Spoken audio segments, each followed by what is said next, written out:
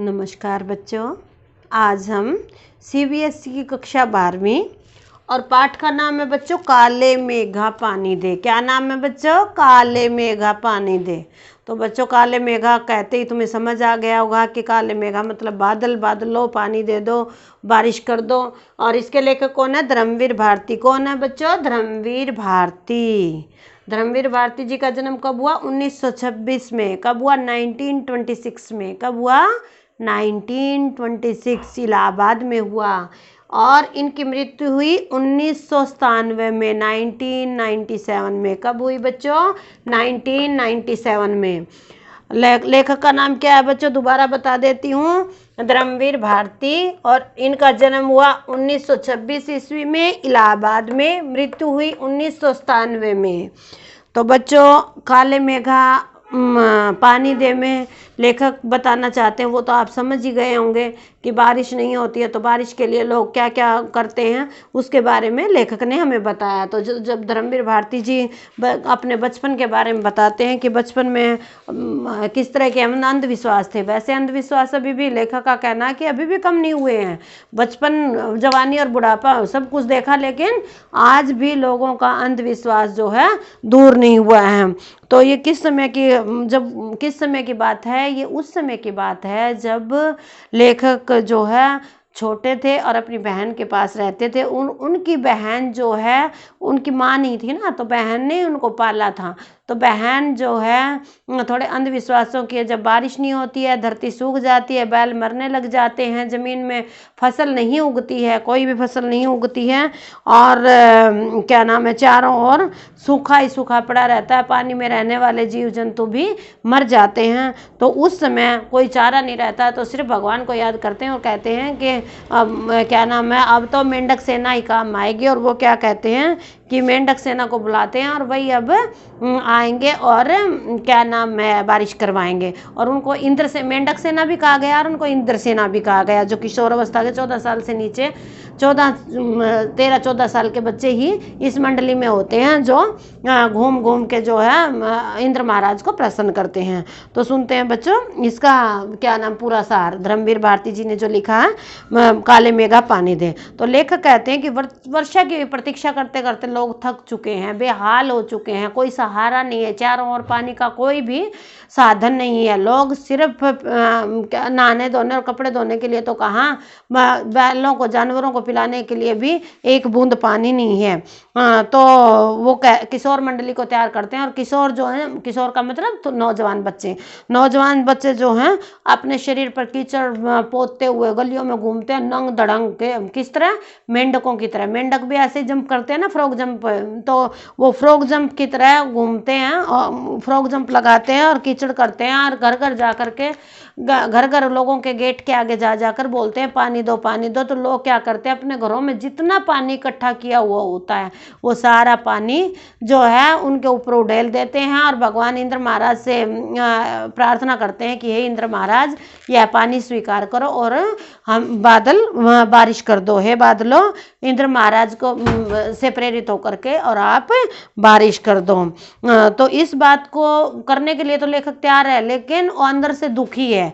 वो कहता है कि जो सेफ पानी है, जो अपने पीने के लिए सेफ पानी कर रखा है, उसको ही उड़ेल दोगे तो पानी कहाँ से आएगा। ये जीजी भी पागल हो चुकी है। जीजी को, अपनी बहन को वो जीजी बुलाते हैं कि ये बिना मतलब के मेरे को तंग करती हैं। तो जीजी उनको पटाती हैं और कहती हैं कि भाई तुम भी चले जाओ। तो वो लड्डू और मटरी देती हैं उसको चाय के साथ। वो लड्डू और मटरी छोड़ के और चला जाता, कहता दीदी क्या आप भी बिना मतलब की बातें करते हो। लेकिन दीदी को माँ समान समझता है तो उसको जाना पड़ता है। लेखक को जो है कहाँ जाना पड़ता है, इंद्र मंडली में जाना पड़ता है। और वो चला जाता है, देखता है कि लोग जो है, जब हम घूमते हैं तो हमारे सिरों के ऊपर जितना स्टोर किया हुआ, सेफ किया हुआ पानी है वो सारा हमारे सिरों के ऊपर डालते हैं और हम नंग दड़ंग घूमते हैं। तो मैंने जीजी से पूछा कि उससे क्या फ़ायदा होगा। तो कहती हैं कि जिस तरह से वो खुश होकर इंद्र महाराज की हमें मुझे पानी दिया है, उससे प्रसन्न होकर के वो ऊपर से बारिश करेंगे। तो कहता है कि दीदी ऐसा भी कोई होता है क्या जीजी? ऐसा नहीं हो सकता है। तो वो कहती है कि नहीं, हम खेत में भी 5 सेर का मतलब 5 किलो गेहूं डालते हैं, और 5 किलो गेहूं से ही हमें कितने मन अनाज हो जाता है। मन होता है बच्चों 40 किलो, और सेर होता है 1 किलो। तो हम कितना, समझ आ गई ना बच्चों। सेर किसको बोलते हैं देसी भाषा में? 1 किलो को बोलते हैं। और मन बोलते हैं, तो आपके चैप्टर में है ये वर्डिंग, मन किसको बोलते हैं? मन 40 किलो को बोलते हैं। तो बच्चों क्या नाम है, दीदी उसको बार बार कहती है, तो वो चला जाता है और ये वो इंद्र मंडली का मेंबर बन जाता है। लेकिन फिर भी वो बहुत जब वो बड़ा हो जाता है तब भी इसी बात को सोचता है कि देश कितना पागल, कितना साइंस आगे बढ़ गई है, कितना लोग क्या नाम है चांद पर भी पहुंचने की कोशिश कर रहे हैं, फिर भी अंधविश्वासों से बाज नहीं आते हैं, फिर भी अंधविश्वास करते हैं। आज देश जो है अंधविश्वास के नाम पर ही बहुत ही क्या नाम भ्रष्टाचार है, और खुद को तो देखते नहीं है लोग, और क्या नाम है अंधविश्वासों में विश्वास करते हैं। पानी की बारिश ऐसे ही थोड़ी ना होती है, पानी की बारिश तो जब भगवान की मर्जी होती है तभी होती है। तो वो बार बार कहता है कि मेरे दिमाग में रह रहकर वही बातें याद आती हैं कि हम जब मेंढक मंडली में थे, इंद्र मंडली में थे, तो क्या बोलते थे? काले मेघा पानी दे, गगरी फूटी बैल प्यासा, पानी दे गुड़घानी दे, काले मेघा पानी दे, कि हम बोलते थे। और वो आज भी, आज उन बातों को 50 साल हो गए हैं, फिर भी वही अंधविश्वास, वही जो चीज़ें थी आज भी हर इंसान के दिमाग में सेट हैं। चाहे वो वैज्ञानिक है, चाहे वो डॉक्टर है, चाहे वो इंजीनियर है, लेकिन उसके दिमाग से जो अंधविश्वास है ये गया नहीं है। तो बच्चों समझ आ गया होगा कि क्या नाम है, गलियों में बच्चे कहाँ जाते थे? तो गलियों में बच्चे इंद्र मंडली बन करके जाते थे, और वो अपने ऊपर पानी डलवाते थे, नंग दड़ंग जा करके अपने ऊपर गलियों में घूम घूम के पानी डलवाते थे, जिससे कि बारिश होती थी।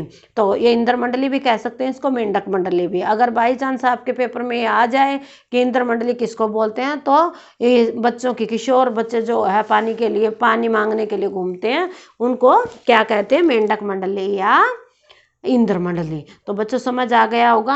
और भी जो इम्पोर्टेंट क्वेश्चंस है वो बता देती हूँ। पहला क्वेश्चन क्या है? किशोरों की मंडली को मेंढक मंडली क्यों कहते हैं? तो बच्चों किशोरों की जो मंडली घूमती है उसको मेंढक मंडली क्यों कहा जाता है?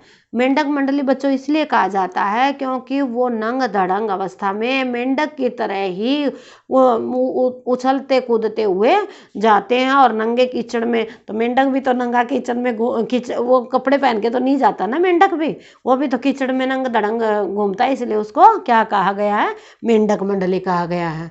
समझ आ गया होगा ना बच्चों। अब जीजी किस तरह की औरत थी? तो बच्चों जीजी किस तरह की औरत थी? जीजी जो है अंधविश्वास में विश्वास रखने वाली, जो ढोंग आडंबरों में, दिखावे में, जो पुराने जो रीति रिवाज थे उनको निभाने वाली एक साधारण तरह की औरत थी, जो हर बात को बेखूबी निभाती थी। चाहे वो कितने भी जिद करके मनवानी पड़े, फिर भी वो निभाने की कोशिश करती थी। तो वो अंधविश्वासों में, पुराने रिवाजों की औरत थी, अंधविश्वासों में विश्वास रखती थी। तो तीसरा क्वेश्चन क्या है बच्चों? इंद्रसेना गंगा मैया की जय क्यों बोलती है? इंद्रसेना गंगा मैया की क्यों जय बोलती है बच्चों? पता है ना, गंगा मैया ही हमें पानी देती है। पानी कहाँ से आता है? गंगा से ही आता है ना हमारे पास। तो इंद्रसेना जो है गंगा मैया की जय क्यों बोलती है? इंद्रसेना जय इसलिए बोलती है क्योंकि गंगा से हमें पानी मिलता है, और इंद्रसेना भी तो पानी मांगने के लिए ही तो जाती है ना। तो इसलिए कहाँ से मिलेगा पानी? पानी गंगा मैया से मिलेगा। इसलिए कहते हैं कि जय गंगा मैया की, गंगा मैया सबको पानी दे। हम इंद्र भगवान से प्रार्थना करते हैं कि वो गंगा मैया से हमें पानी दिलवाएं। तो इस क्वेश्चन का भी आंसर बच्चों समझ आ गया होगा। और चौथा क्वेश्चन क्या है? लेखक किस तरह के विचारों के पुरुष हैं? लेखक धर्मवीर भारती जी किस तरह के विचारों के हैं बच्चों? किस तरह के विचारों के पुरुष हैं धर्मवीर भारती जी? धर्मवीर भारती जी जो हैं वो साइंस को मानते हैं। वो नहीं मानते कि ये इंद्र मंडली या मेंढक मंडली से पानी आ सकता है। जब जीजी उनको बोलती है कि 5 सेर गेहूं जब खेत में डाल देते हैं तो धरती मैया प्रसन्न होकर के हमें बहुत ज़्यादा गेहूं दे देती है। जब हम बीज डालते हैं तो भगवान बीज को स्वीकार कर लेता है और हमें बहुत ज़्यादा दे देता है। जब हम दान दक्षिणा में जो देंगे उससे हमें कई गुना, लाखों गुना ज़्यादा बाहर आकर निकलता है, अर्थात हमें मिलता है। तो इस बात को धर्मवीर भारती जी जो है लेखक नहीं मानता है, और वो कहता है कि मेहनत करेंगे तो फल ज़रूर मिलेगा। इन अंधविश्वासों में कुछ नहीं रखा, वो विश्वास नहीं करते हैं, तो वो प्रैक्टिकल जो मेहनत करेगा उसका फल मिलता है, इस पर ही विश्वास रखते हैं और अंधविश्वास को नहीं मानते हैं। तो बच्चों, ये पाठ आपको समझ आ गया होगा। तो अगर नहीं भी आता है तो कमेंट बॉक्स में बच्चों प्लीज़ अपना जो मैसेज है मेरे पास ज़रूर भेजना। थैंक यू बच्चों।